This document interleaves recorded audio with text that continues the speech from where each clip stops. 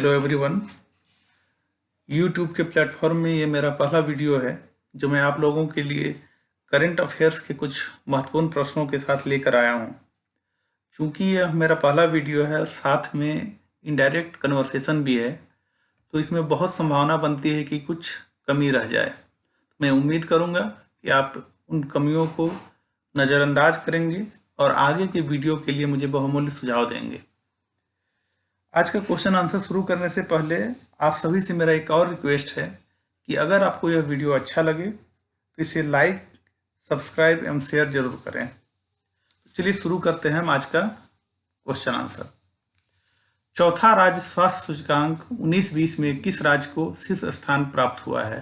और इसके 4 ऑप्शन यहाँ पे दिए गए हैं: केरल, कर्नाटक, गुजरात और तेलंगाना। हम उत्तर में आने से पहले इसके बारे में कुछ और जान लेते हैं, ऐसे फैक्ट्स जो परीक्षा में पूछे जा सकते हैं। सबसे पहले हम जानते हैं कि ये रिपोर्ट जारी कौन करता है। तो ये रिपोर्ट भारत में जारी करने वाली संस्था है नीति आयोग। नीति आयोग भारत के राज्य स्वास्थ्य सूचकांक को जारी करती है और इसके लिए नीति आयोग विश्व बैंक से तकनीकी सहायता लेती है। अब अगर हम देखते हैं कि इस रिपोर्ट को जारी करने में विश्व बैंक का इन्वॉल्वमेंट है, तो हम कह सकते हैं कि ये स्वास्थ्य सूचकांक वैश्विक मानकों के आधार पर तैयार किया जाता है। एक और महत्वपूर्ण तथ्य है इस क्वेश्चन से संबंधित कि राज्य स्वास्थ्य सूचकांक का शीर्षक क्या है। शीर्षक या पंचलाइन, जो बहुत महत्वपूर्ण है। कई परीक्षा में इस तरह के प्रश्न पूछे जाते हैं। इसका पंचलाइन है: स्वस्थ राज्य, प्रगतिशील भारत।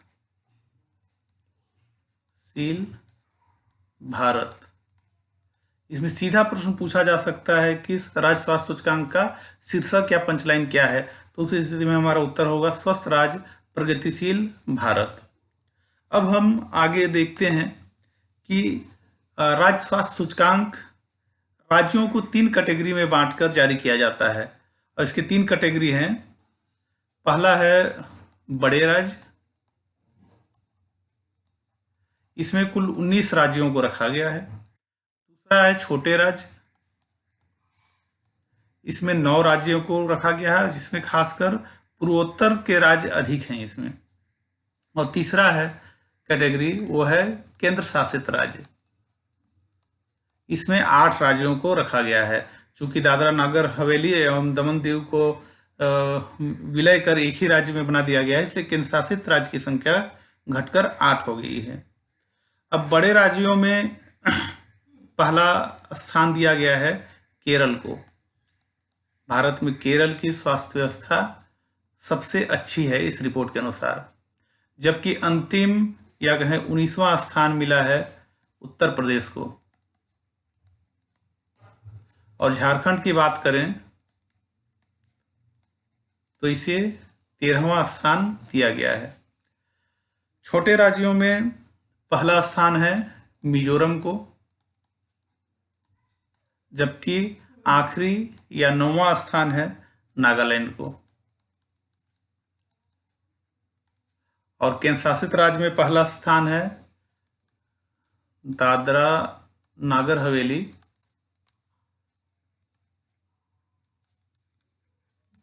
एवं दमन दीव। और आखिरी स्थान मिला है, ये है अंडमान निकोबार को।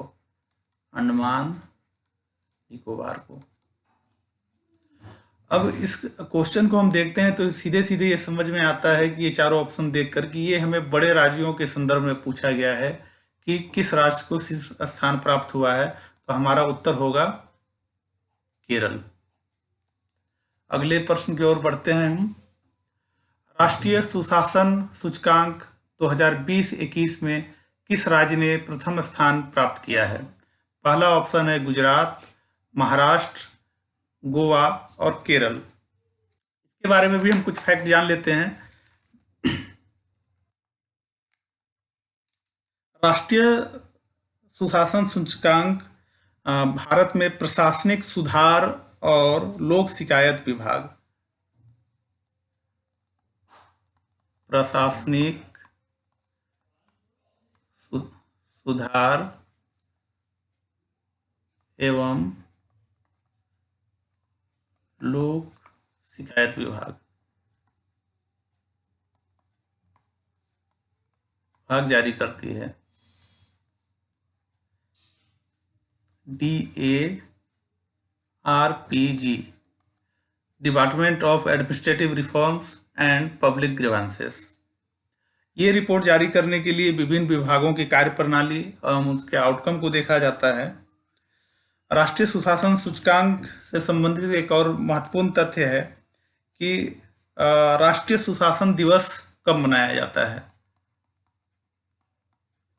राष्ट्रीय सुशासन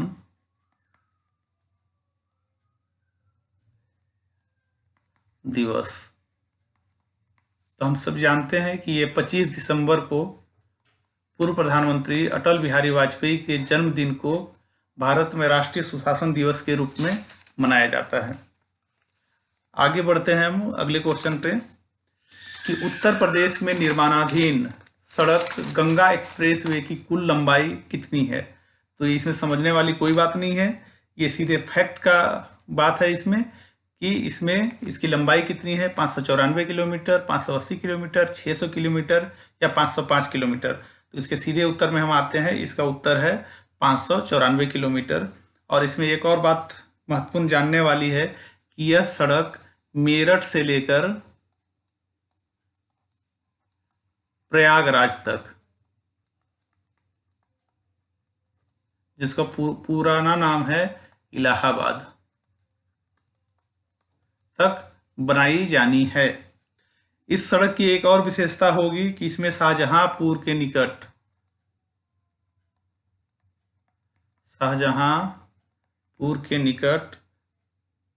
3.5 किलोमीटर की हवाई पट्टी बनाई जाएगी, जिसमें आपात स्थिति में वायुसेना के लड़ाकू विमानों की लैंडिंग कराई जा सकेगी। अगले प्रश्न पे आते हैं, प्रधानमंत्री कृषि सिंचाई योजना की शुरुआत किस वर्ष की गई। इसके ऑप्शन है 2015, 2016, 2014 और 2021।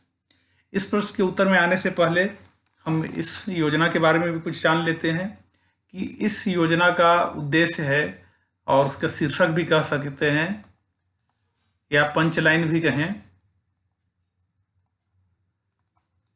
हर खेत को पानी।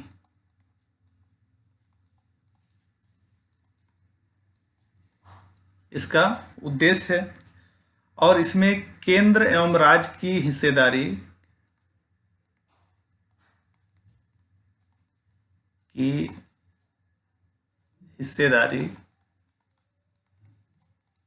75-25 की होती है। मतलब 75% केंद्र सरकार देगा और 25% संबंधित राज्य की सरकार देगी। लेकिन कुछ मामलों में, कुछ परियोजना में, जैसे उत्तराखंड या हिमाचल प्रदेश के मामले में ये 90-10 भी है। मतलब 90% की राशि केंद्र सरकार देगी और 10% उस राज्य की सरकार देगी। यह कृषि सिंचाई योजना, फिलहाल इसकी जो योजना है 2021 से 2026 के लिए बनाई गई है, और इस योजना की शुरुआत हुई थी 2015 में। तो इसका उत्तर हो जाएगा 2015। अगले प्रश्न पे आते हैं, 7वें भारतीय अंतर्राष्ट्रीय फिल्म महोत्सव 2021 का आयोजन कहाँ किया गया था। तो ये भी फैक्ट्स वाला बात है कि इसमें याद ही करना है, समझने का कुछ नहीं है। इसके 4 उत्तर हैं, नई दिल्ली, पणजी, चेन्नई, बेंगलुरु, और इसका उत्तर होगा पणजी। पणजी गोवा की राजधानी है, गोवा की राजधानी है। और इस महोत्सव की नोडल एजेंसी थी सेंटर फॉर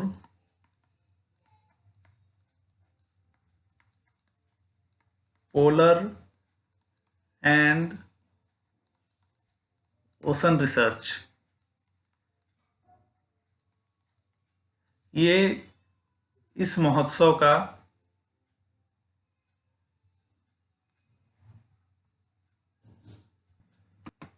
नोडल एजेंसी है और साथ ही इस महोत्सव की शुरुआत 2015 में की गई थी। 2015 में। तो ये प्रश्न भी पूछा जा सकता है कि भारतीय अंतर्राष्ट्रीय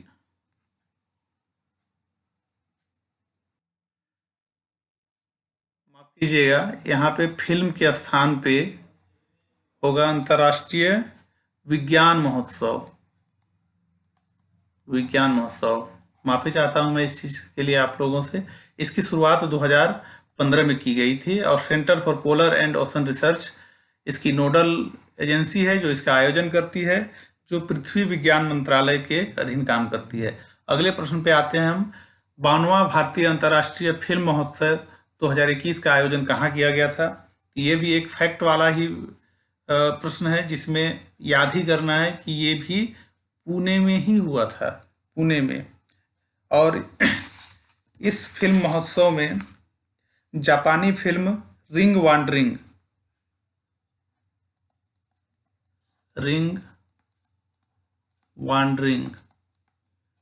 बहुत चर्चित फिल्म है ये, इसको गोल्डन पीकॉक अवार्ड दिया गया था।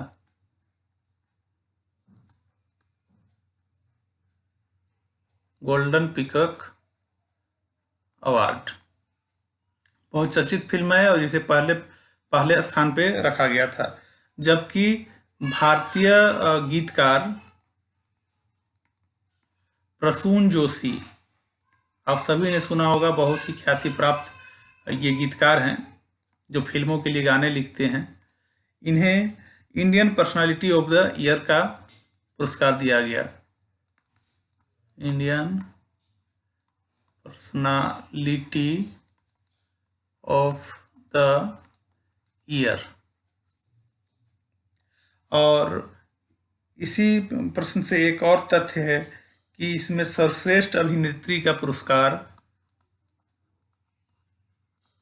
सर्वश्रेष्ठ अभिनेत्री का पुरस्कार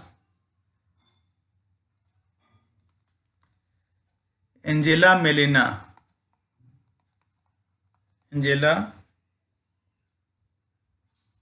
मेलिना को दिया गया, उनकी फिल्म चार्लोट के लिए। और एक महत्वपूर्ण तथ्य है, भारतीय फिल्म गोदावरी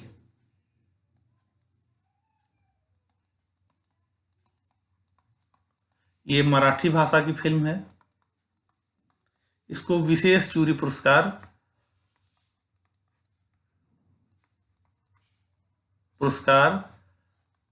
दिया जा सकता है। तो अगले परीक्षा के हिसाब से हम ये कह सकते हैं कि एक तो जो मूल प्रश्न है कि कहाँ पे आयोजित किया गया था, ये इम्पोर्टेंट है। दूसरा है गोदावरी जो मराठी भाषा की फिल्म है, इसको विशेष जूरी पुरस्कार दिया गया था, ये भी एक महत्वपूर्ण तथ्य है, याद करने वाली बात। तीसरा है गीतकार प्रसून जोशी को कौन सा अवार्ड दिया गया, तो Indian personality of the year का अवार्ड दिया गया। और एक महत्वपूर्ण प्रश्न ये भी है कि रिंग वांडरिंग जो जापानी फिल्म है उसको गोल्डन पीकॉक अवार्ड दिया गया है। अब आते हैं हम अगले क्वेश्चन पे। पहला राष्ट्रीय बहुआयामी सूचकांक नेशनल मल्टी डायमेंशनल इंडेक्स 2021 के अनुसार देश भर में सबसे गरीब राज्य कौन सा है? इसमें उत्तर है, ऑप्शन है बिहार, झारखंड, उड़ीसा और उत्तर प्रदेश। ये वही राज्य हैं जो हमेशा से पिछड़े हैं कई कारणों से। बिहार के पिछड़ेपन का कारण बाढ़ है, उड़ीसा में भी बाढ़ या चक्रवाती तूफान आते हैं, उत्तर प्रदेश भी के कुछ क्षेत्र भी बाढ़ से प्रभावित रहे हैं और झारखंड में भी की गरीबी के कई कारण रहे हैं। इसमें से कौन सा राज्य पहले स्थान पर है सबसे गरीबी में पहला स्थान? तो इसका उत्तर होगा बिहार। बिहार देश का सबसे गरीब राज्य है राष्ट्रीय बहुआयामी सूचकांक के अनुसार, जबकि झारखंड दूसरा सबसे गरीब राज्य है। तीसरे स्थान पे है यूपी।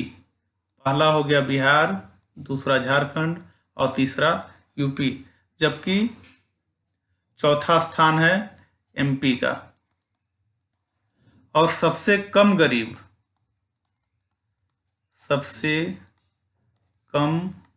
गरीब राज्य है वो है केरल।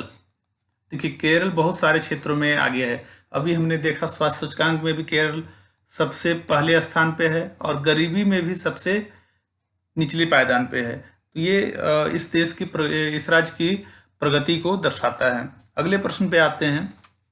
हाल ही में उड़ीसा राज्य सरकार ने किस अंतर्राष्ट्रीय एजेंसी के साथ जल प्रबंधन हेतु समझौता किया है? यूनिसेफ, यूएनडीपी, विश्व बैंक या एशियाई बैंक? ये भी फैक्ट वाला चीज है, याद करने वाला चीज है। इसका उत्तर होगा यूनिसेफ। उड़ीसा सरकार ने यूनिसेफ के साथ जल प्रबंधन हेतु समझौता किया है। अगले प्रश्न पे आते हैं। भारतीय रेलवे का पहला पॉड होटल किस स्टेशन में शुरू किया गया है? पॉड होटल एक मिनी कैप्सूल टाइप का होटल होता है जो अभी शुरुआती स्तर पर है और इसे शुरू किया गया है मुंबई सेंट्रल रेलवे स्टेशन में और इसके संचालन की जिम्मेदारी है IRCTC, Indian railway catering and tourism corporation को। ये रेल मंत्रालय के अधीन ही एक कंपनी है जिससे हम टिकट बुक करते हैं, साथ ही ये कई अन्य कार्यों में रेलवे विभाग के अंदर में कार्य संचालित करती है। अगले प्रश्न पे आते हैं हम। 5वां विश्व आपदा प्रबंधन कांग्रेस का आयोजन कहाँ किया गया था? ये भी फैक्ट वाली ही बात है। इसके 4 ऑप्शन है, भुवनेश्वर, हैदराबाद, नई दिल्ली और मुंबई। तो इसका उत्तर है नई दिल्ली, जो कि नई दिल्ली के IIT दिल्ली में इस कांग्रेस का, इस समारोह का आयोजन किया गया था। और इसकी जो एजेंसी है, नोडल एजेंसी है, वह है disaster management initiative and convergence society, जिसका मुख्यालय है हैदराबाद में। ये एक महत्वपूर्ण तथ्य है परीक्षा की दृष्टि से कि disaster management initiative and convergence society का मुख्यालय कहाँ पे है? तो हैदराबाद में है। अगले प्रश्न पे हम आते हैं। इंदिरा गांधी अंतर्राष्ट्रीय हवाई अड्डा के विकल्प के रूप में झेवर में एक नया अत्याधुनिक हवाई अड्डा बनाया जा रहा है जो किस राज्य में स्थित है? तो उसके 4 उत्तर हैं, हरियाणा, दिल्ली, राजस्थान और उत्तर प्रदेश। तो इसका उत्तर सीधे उत्तर पे आते हैं, ये होगा उत्तर प्रदेश। यह उत्तर प्रदेश के Gautam Buddha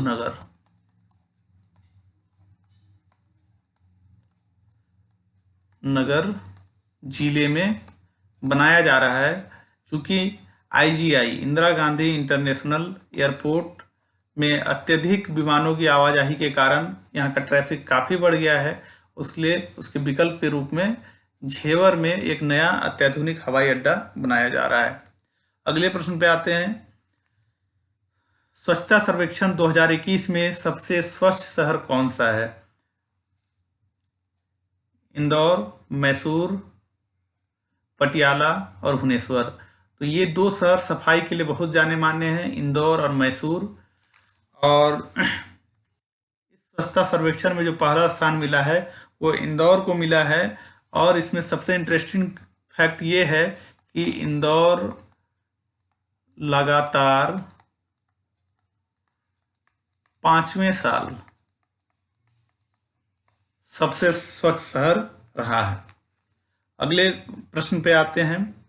BBC sports personality of the year के विजेता कौन है? तो ये भी फैक्ट वाली बात ही है, इसमें भी याद ही करना है सीधे। और इसके 4 ऑप्शन है: Emma Raducanu, Helen Rollason, Rachel Blackmore और सिमोन बाइल्स। इसमें देखेंगे सिमोन बाइल्स को लाइफ टाइम अचीवमेंट मिला,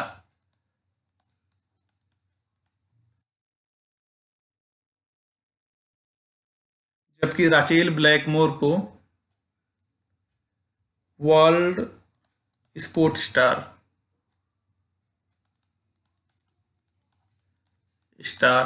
और हेलेन रोलांसन के नाम से खुद एक प्राइज है। इस तरह इसका उत्तर जो होगा वो होगा एमा राडुकानु। नेक्स्ट प्रश्न पे आते हैं। विश्व के सर्वाधिक प्रशंसित पुरुष 2021 की सूची में किस भारतीय को शीर्ष 10 में स्थान मिला है? सचिन तेंदुलकर, नरेंद्र मोदी, ज्योतिरादित्य सिंधिया, महेंद्र सिंह धोनी।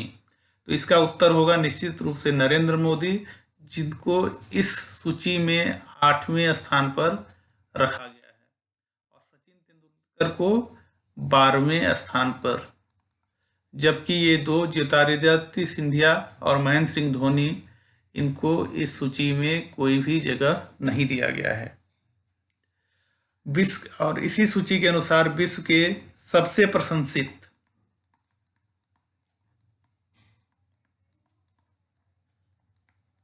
व्यक्ति हैं, वो है अमेरिका के पूर्व राष्ट्रपति बराक ओबामा। जबकि दूसरे स्थान पर रहे हैं बिल गेट्स।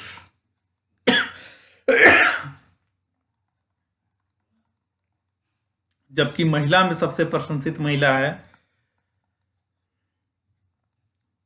बराक ओबामा की पत्नी मिशेल ओबामा।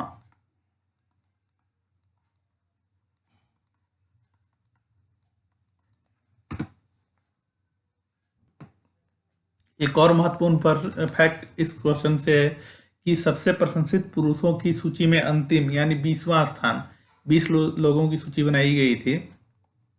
20वां स्थान वर्तमान अमेरिकी राष्ट्रपति जो बिडेन को दिया गया है।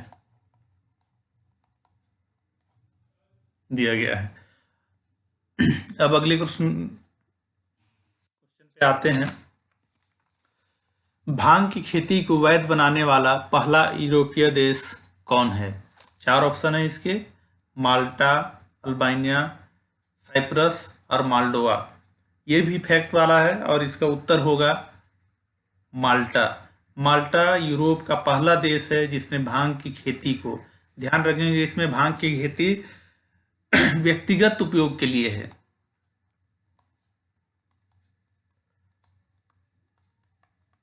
न कि व्यावसायिक उपयोग के लिए।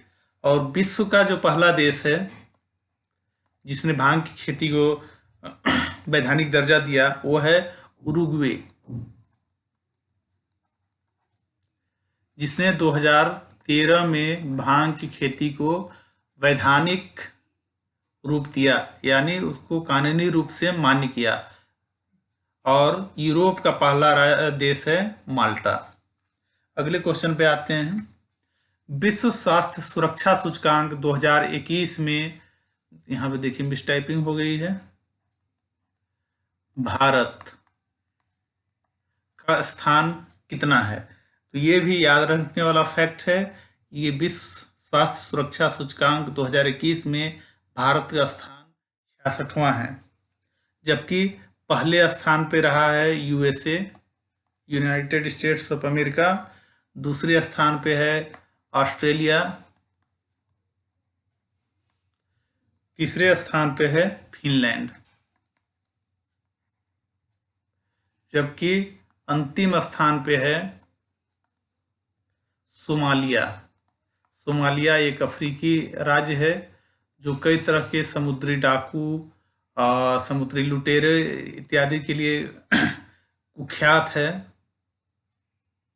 ये इस स्वास्थ्य सुरक्षा सूचकांक में सबसे अंतिम स्थान पे है।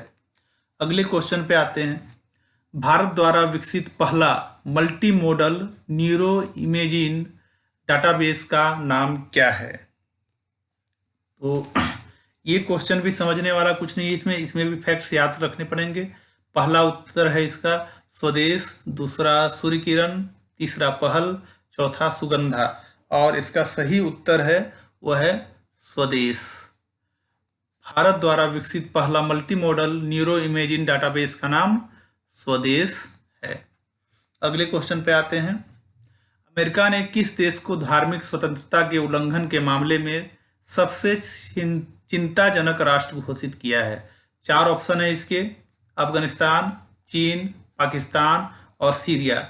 हम जानते हैं कि ये चारों देश धार्मिक स्वतंत्रता के मामले में कुख्यात रहे हैं, लेकिन इसमें से हमें बताना है कि अमेरिका ने किसे सबसे चिंताजनक घोषित किया है। तो इसका उत्तर होगा अफगानिस्तान। अभी हाल ही में तालिबान ने अफगानिस्तान पे कब्जा कर लिया है, तब से वहाँ पर धार्मिक स्वतंत्रता की जो स्थिति है वो अत्यंत चिंताजनक स्तर पर पहुँच चुकी है। तो अफगानिस्तान इसका उत्तर होगा। जबकि दूसरे स्थान पे चीन को स्थान दिया गया है, तीसरे स्थान पर ईरान को रखा गया है, चौथे स्थान पर पाकिस्तान को रखा गया है, पांचवें स्थान पर उत्तर कोरिया को रखा गया है। मतलब ये सारे देश हैं जहां पे धार्मिक स्वतंत्रता पर कई तरह के प्रतिबंध लगाए जाते हैं, वो चाहे वो रूढ़िवादी तौर पे हो या सरकारी स्तर पे हो। अगले क्वेश्चन पर आते हैं। हाल ही में भारत को किस अंतर्राष्ट्रीय संस्था के वर्ष 2021 से 25 के कार्यकाल हेतु कार्यकारी बोर्ड के सदस्य के रूप में चुना गया है? 2021 से 25 मतलब 4 वर्षों के लिए। इसके ऑप्शन है WHO,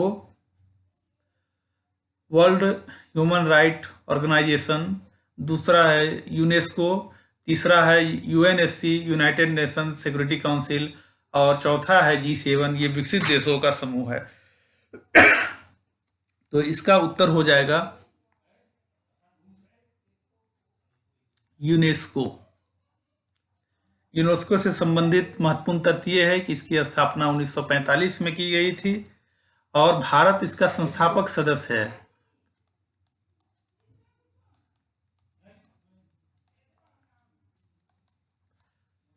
है और वर्तमान में इसके अध्यक्ष हैं आंद्रे एजोले।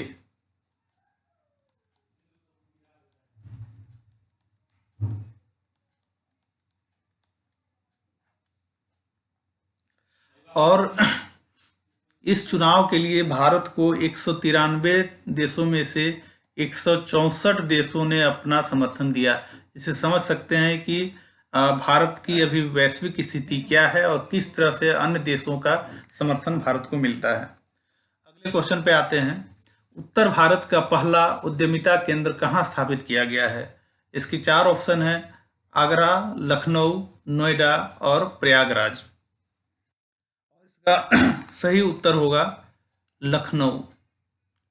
लखनऊ में उत्तर भारत का पहला उद्यमिता केंद्र स्थापित किया गया है, जो मेडी इलेक्ट्रॉनिक क्षेत्र में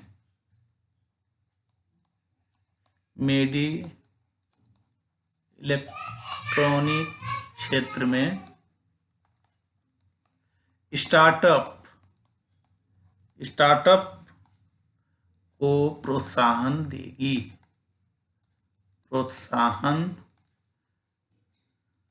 देने के लिए।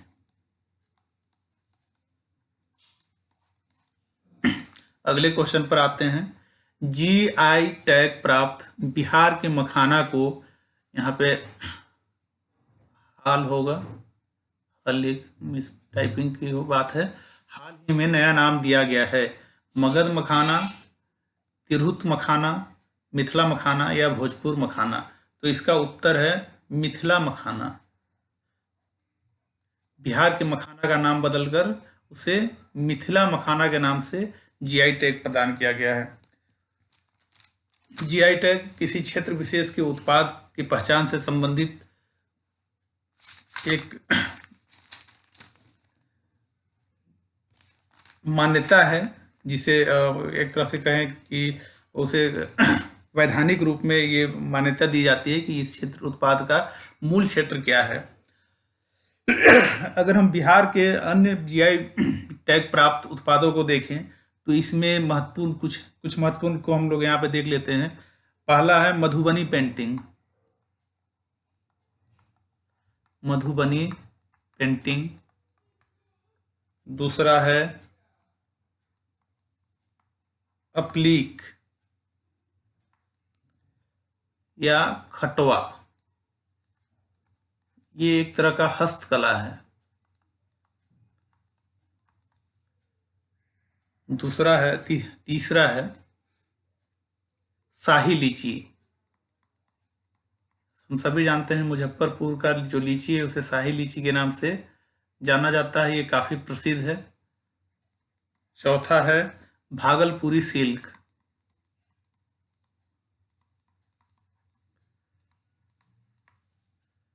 पांचवा है मगही पान।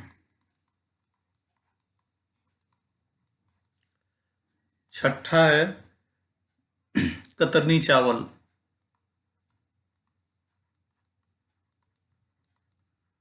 और सातवां है जर्दालू आम। ये भागलपुर में उत्पादित किया जाता है। तो ये कुछ महत्वपूर्ण उत्पाद हैं, कुछ कृषि उत्पाद हैं, कुछ हस्तकला हैं। ये बिहार के ऐसे उत्पाद हैं जिन्हें जीआई टैग प्रदान किया गया है। अगली क्वेश्चन की तरफ आते हैं।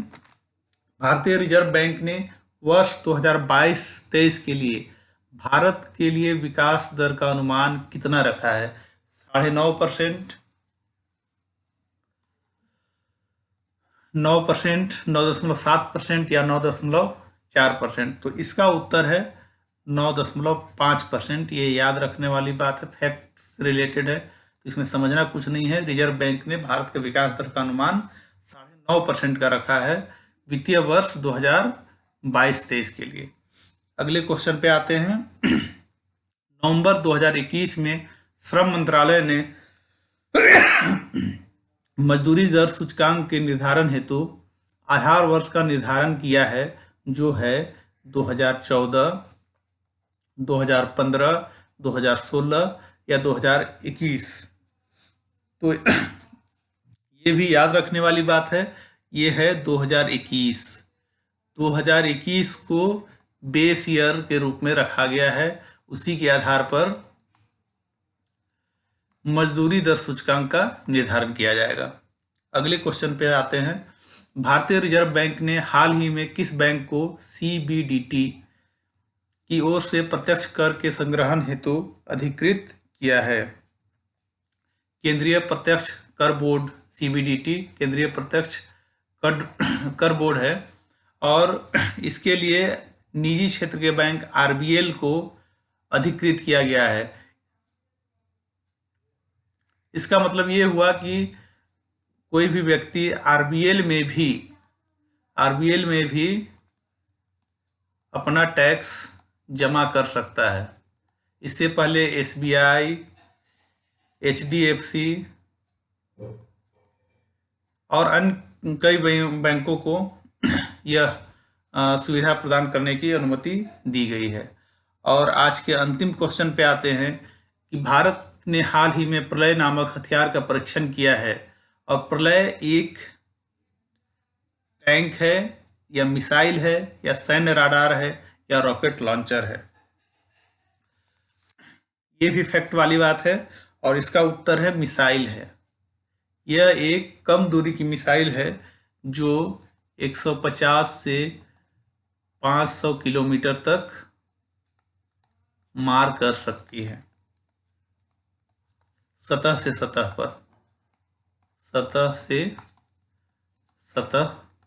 पर। और ये स्वदेश निर्मित है, स्वदेश निर्मित मिसाइल है, जिसके 80% पुर्जे भारत में ही निर्मित किए गए हैं।